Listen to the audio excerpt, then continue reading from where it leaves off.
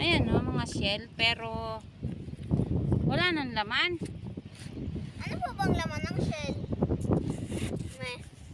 Pagkain. Ano hindi nalulutuin? Diretso na sa bibig. Yung oyster. Yes. At dyan ang gagaling ang ginagawang oyster. Yan ang mga shell. Ang dami. Pero may iba, may bukas na at may hindi pa. Oh, layas na aming doggy. Peng, come on!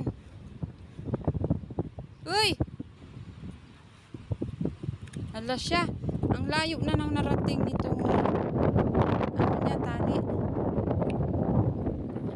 At may shovel tayong dinala. Nga eh. Ayan, daming shell oh. Sa baba, hindi pa nabubuksan. Naku, ang dumi na nito. Aray ko. Layas. Ako po si Peng Peng, ang layas na doggy.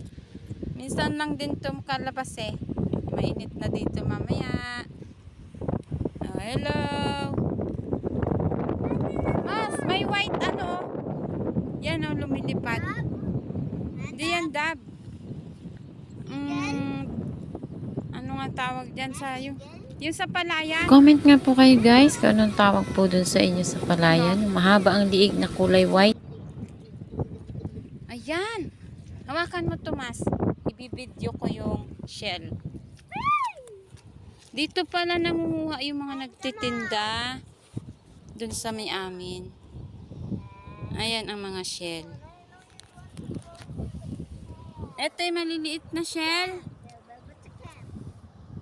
Ang dami oh.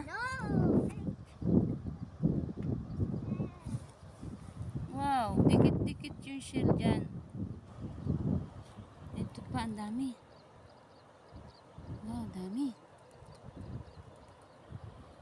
Mga naglalakihan. Dito pala kumukuha yung sila ate, yung nagbebenta. Okay.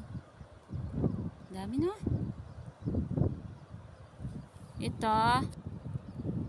Mas, huwag lalayo. Ayan o. Close up natin. Yan. Yan, tabi-tabi. Oh, 1, 2, 3, 4, 5. Ang dami, basta. Yan, gumagalaw. Kuha tayo ng isa. Yo. Ito.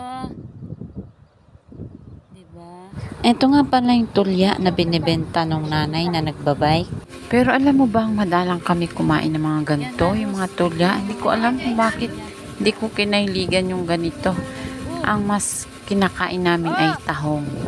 Kasi alam mo yung tahong, nung bata pa ako, para baga siyang pang mayamang pagkain. Kaya yun ay talagang yun ang hinahanap-hanap ko noon. Tapos nung nagkatrabaho na, para bagang yung tahong pang mayaman talaga na nakikita mo dun sa mga eat all you can. Yun yung pinakamahal pa talaga na pagkain dagat or mga seafoods. Samantalang yun naman ang dali-dali lang kuhanin pag nasa dagat na. Ang inisip ko na lang dito ay dahil nga ang tahong ang pinakamahirap linisin kapag kinakain.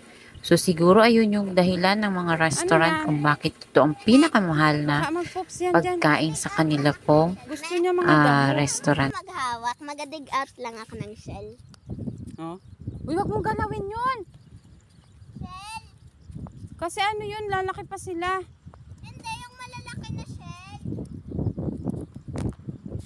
Likod ni Peng. Uy, basang ka ba?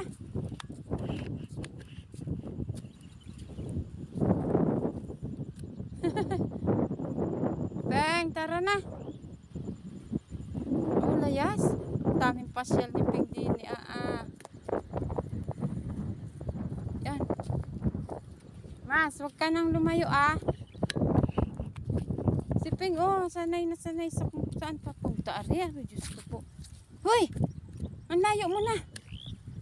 Halika na. Banda ron, may mga kalabaw. Yan. Kasi dito banda, maraming mga nakatanim. na kalabasa, papaya, ang dami doon. Diyan kami nakakabili ng mura. Siguro ay lagpas 1 kilo na yun. So ayan, uwi po muna tayo at dito nga pala yan sa Laguna Lakeside. Bye-bye!